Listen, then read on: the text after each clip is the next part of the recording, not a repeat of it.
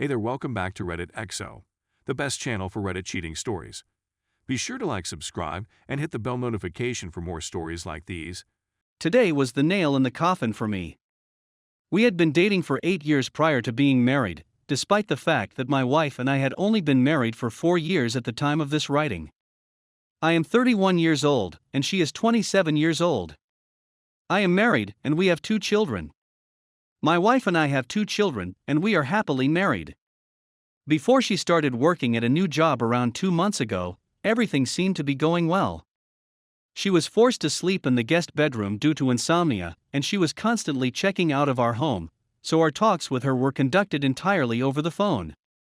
She had changed the password on her phone, and we were unable to communicate with her in person. Then, about a month later, I started receiving text messages from a male coworker whom I had never met before. Despite the fact that nothing was discovered, I have a strong suspicion that it had been carried to the location. It was their contention that we were cheating on one another emotionally as much as physically that dominated their discussion. As soon as she learned the truth, she begged and pleaded with me to stay, so that we could work it out in marriage counseling together. I agreed. I was in agreement. Despite her best efforts, she was only able to maintain this emotional distance for 2 days before relapsing into her prior state. I then learned that she had continued to connect with him when I examined our phone records recently, despite the fact that I had set a hard boundary that we would not chat after hours. According to the operator, 1 or 2 of these calls came in after midnight and lasted for an hour and a half apiece. Some persons were accurate in asserting that she had been awake for an hour. However, others were incorrect. As far as the immediate future is concerned, I'm through with this project, and I'm just interested in the most promising opportunities that come along. The fact is that when it comes to my own house, I will not serve as a doormat or a backup plan for anybody or anything. Update 1. I found out about my wife's emotional affair last week, and I've been working on myself for the last 2 months to deal with the situation. She begs me to stay, tears streaming down her face as she expresses her apprehension about tearing our family apart.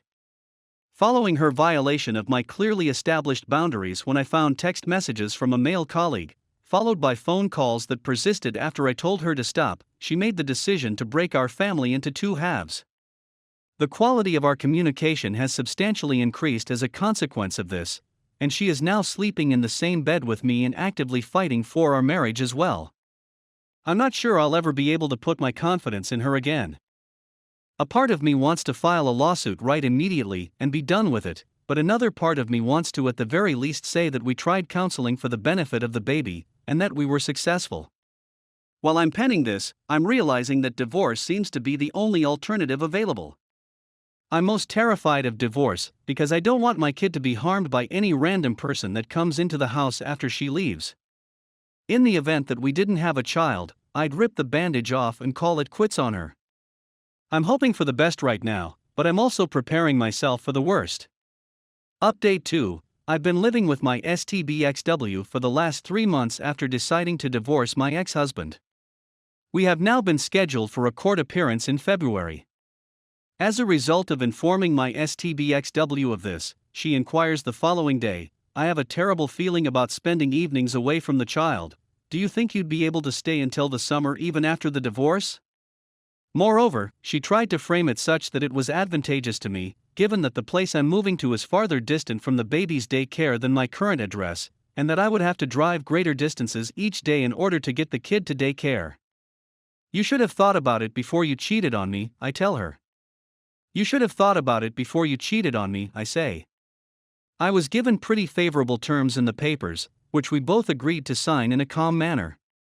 There is no child support or alimony, and joint custody is divided equally between the parties. It is now unclear whether I should be honest with her and tell her that I do not plan to stay in that house for any longer than is absolutely necessary, or if I should give her what she wants to hear until I achieve my goals. In the event that I'm completely honest, I'm concerned that my ex-wife would either alter her mind about the divorce agreements or bring false allegations against me. Story 2. My 28 male wife, 29 female of 9 years, broke my heart and cheated on me, after all that I put up with and sacrificed for her. I'm absolutely and utterly shattered. I'm a wreck. Whatever happens to this long piece, I just need to get it off my chest because I'm completely broken and have nowhere to turn for help. I haven't eaten or slept in 3 days and haven't been able to function properly. The first time my wife and I met was when we were both 18 years old, and we have been together since then. The course of my life led me face to face with and into the arms of a strikingly beautiful, generous, and kind lady who emanated energy and happiness. We fell in love immediately. We got married within a year of meeting one another, and had our first child not long after that as well.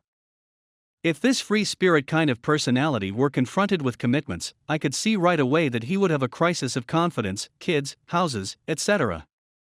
When she was sad, she turned to escapism such as smoking, overeating, chatting on her phone all of the time, and other forms of distraction.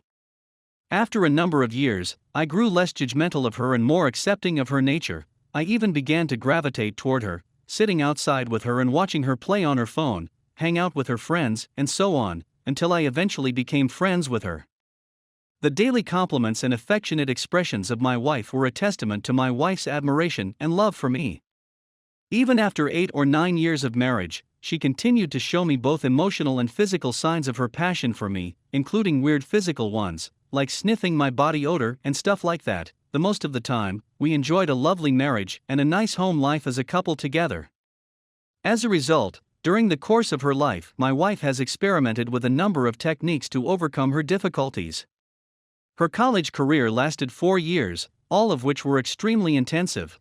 After that, she wanted to be a salesperson, then a nail tech, and finally an online business owner, and during all of those endeavors, she makes little to no money, is constantly on the phone or dealing with something, and she is unable to contribute much around the house as a result of her busy schedule.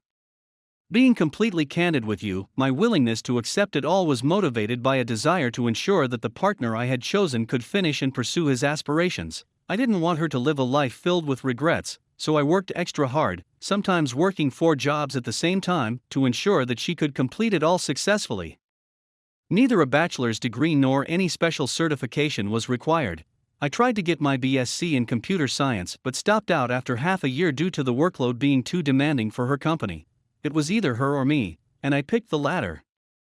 She seemed to be experiencing a personal crisis after the failure of her last business and the celebration of her 30th birthday, which I was completely ignorant of until we had a quarrel 4 weeks ago, according to my perception. When she got home, she exaggerated everything, wouldn't come home, and when she did come home, she would sleep at the couch, shout at me when I talked to her, etc. She was a complete nightmare. Everything, she said, was caused by our relationship, and she complained to me about how I didn't let her do everything she wanted while she was doing it, and that she was still compelled to do certain things as a result of our relationship. Yeah, the audacity. After 2 weeks of her emotionally tormenting me in therapy, she opened up about some of the things that had bothered her in the relationship, and I considered it and promised myself that I would change for her, which I did, and am now working on improving myself on a daily basis. We're still in the throes of counseling right now. As a consequence of my shift, she grew more open to me, but I got the strangest feeling that something wasn't quite right with her. When I turned 30, she offered me the gift of enabling me to sleep with other females if I so wished, which was something she would never have allowed me to do in the previous years of our relationship. I began to be worried because there was one particular guy who worked for her delivery company with whom I saw her communicating on the phone and via text messages on a frequent basis, and this made me feel a little uncomfortable. When I challenged her about it, she reacted with a remark that was quite similar to mine. "Oh, he's the one, isn't he? Isn't he the one?" Despite the fact that there is nothing to do, the weather is so hot that you wish you were there instead. When she finally came to me, she told me how much she appreciated and loved my character as a person, as the father of her children, as a parent in general, and so on. Why she couldn't love me as a partner again was beyond her comprehension. What was this nonsense? A person's feelings for the other person do not just melt away, as if they were never there in the first place after a relationship is over. She confided in her friend about her love for me, which just served to confirm my fears that something wasn't quite right with her. When I snooped around her phone, I discovered that she had deleted all of her conversations with that individual. She seemed to be acting discreetly. She was in his home, and although I don't believe they slept together, it doesn't matter because I have a strong suspicion that emotional infidelity is taking place. It was this gentleman that came to my house and engaged in conversation with my kid, as well as shaking my hand, among other actions. It makes me want to stomp on his stupid skull, but I am restrained since the kids need my assistance at this time. My relationship with her was on the verge of collapsing, and I had been giving her space, allowing her to go out whenever she wanted, and doing my hardest to be a better person when I finally told her she could herself and leave me alone, knowing that I would respect her choice to do so. With her behavior, I'm done. Cheating is my ultimate limit, and she's crossed it with her attitude. I've reached the end of my rope. Even after all these years, discovering that you have been cheated on is a horrible experience that may have a detrimental effect on your self-esteem. Furthermore, we have 3 children who are completely reliant on us. I am always thinking about them, which is why I have done all I possibly can to maintain our marriage, but I am starting to fear that there is nothing further that can be done at this time. Her emotional abuse has harmed me to the point that I will never be able to put my trust in another woman again, in my view.